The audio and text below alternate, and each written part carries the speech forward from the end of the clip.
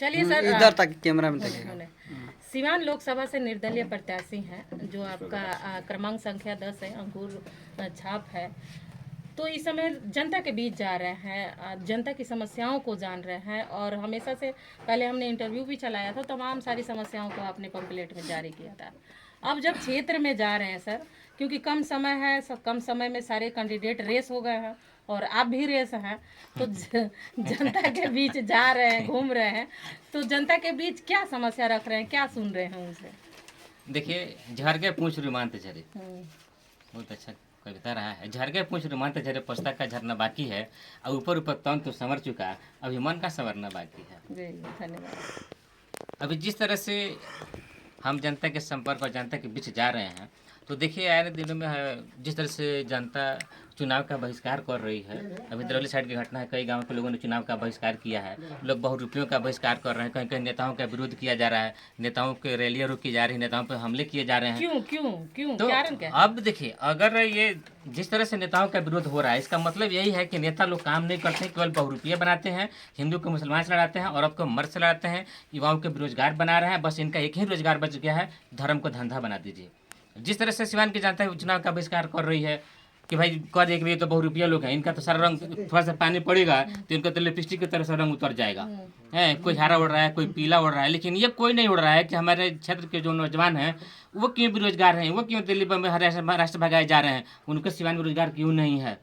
ये रूप क्या चुनाव आता है तभी बदला जाता है, या पहले से ये ही नेताओं का जो रंग है ना, एक लोमड़ी की तरह से होता है, और नेताओं को बहुत चतुर कहा भी जाता है, क्योंकि जब ये चुनाव आता है ना, तो ये लोग टर टर गली गली घूमते हैं, टर टर वोट दो वोट दो। और जैसे इनका सीजन बीतेगा कुत्तों की तरह से, फिर वो लोग अपने बिल में दुमक जाएंगे, फिर 5 साल अस्थिर रहेंगे, और फिर जब चुनाव का दौर आएगा तो फिर वो निकलेंगे, जनता को टटोलेंगे, और फिर जनता क्या है, हताश हो गई है। इसलिए हम सिवान की जनता से ये कहना चाहते हैं, अपील भी करते हैं कि बाबू देख लीजिए, अब 2 दिन और समय बचा हुआ है। अगर आप ये 2 दिनों में सुधर जाते हैं, तो फिर आप आने वाले समय में 5 साल, मतलब कोई 25 साल का लड़का है तो 30 साल के अंदर मुझे उम्मीद है कि राष्ट्रीय स्वयं शक्ति पार्टी की जिस तरह से उम्मीदवार रहे माननीय महेंद्र जी, और पार्टी का इतना भय रहा लोगों के बीच में, प्रशासन के बीच में रहा, या जो सरकारी सत्तारूढ़ दल है उन लोगों के बीच रहा कि उनको पार्टी का नाम हटा करके जबरन निर्दलीय घोषित किया गया।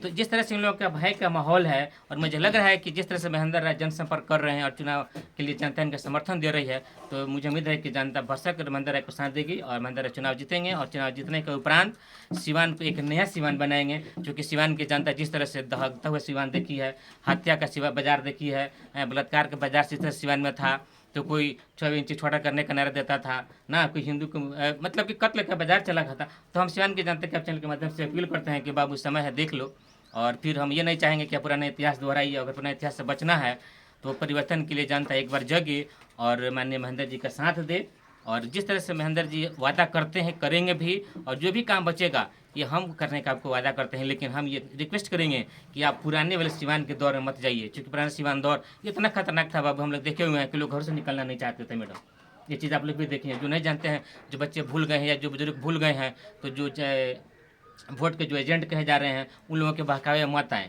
एक बयान चल रहा है कि हम सभी रंग में हैं, सभी रंग हमारे हैं, और चुनरिया, कुछ ऐसा बयान चल रहा है। देखिए, सब रंग हमारे हैं, हम सब रंग के हैं, हम दल से नहीं दिल से हैं, ये बहुत मतलब कि एक पुराना स्लोगन हो गया है। ये जनता को लुभाने का एक प्रोपेगेंडा है, और जनता अब समझ चुकी है, जनता समझदार है, इसमें जनता जा नहीं रही। जनता इसलिए मौन है, जनता कुछ बोलने के लिए तैयार नहीं है। जनता जगह जगह हम लोग जा रहे हैं तो कह रहे हैं कि बाबू हमारे यहाँ आज तक सड़कें नहीं बनी, कि हम लोग किसको वोट कर रहे हैं। जनता मौन है और जनता मंथन कर रही है। मुझे उम्मीद है कि बेशक जिस तरह से जनता मौन होकर के मंथन कर रही है, और बेशक एक अच्छा उम्मीदवार को चुनाव करेगी जनता, ये मुझे भरसक उम्मीद है। कैंडिडेट जब जाते हैं किसी के दरवाजे पे, जनता के दरवाजे पे जाते हैं, तो जनता का कहना होता है कि आप 6 महीना पहले और मेहनत किए होते तो अच्छा होता। तो क्या ये जो पहचान है लोगों के बीच नहीं रह पाई है क्या, कि इंसान की पहचान कहाँ है?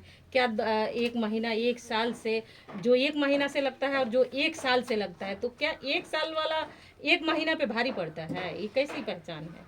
देखिए, इसमें कई फैक्टर भी होते हैं। कुछ नोटों का बोलबाला होता है, कुछ दबंगई का बोलबाला भी होता है ना, कुछ लोग हत्या के डर से, कुछ लोग धमकियां देते हैं, कुछ लोग फ़ोन करते हैं, दूसरी जगह से प्रेशर दिलवाते हैं। तो लोग इसमें जनता बहुत भोली होती है, कुछ लोग भोलेपन में आ जाते हैं, लेकिन जनता चुप होकर के उसका जवाब देगी और सही नेता का चुनाव करेगी। चलिए परिचय बता दीजिए। मेरा नाम कलिंदर कुमार है और मैं राष्ट्रीय सब जनशक्ति पार्टी का राष्ट्रीय अध्यक्ष हूँ। पहले भी कई बार मेरा इंटरव्यू आप लोगों ने लिया है और पार्टी पूरे देश में शिक्षा, चिकित्सा, रोजगार के लिए काम कर रही है और मुझे उम्मीद है कि आने वाले समय में राष्ट्रीय सब जनशक्ति पार्टी एक एक नौजवान को रोजगार देगी।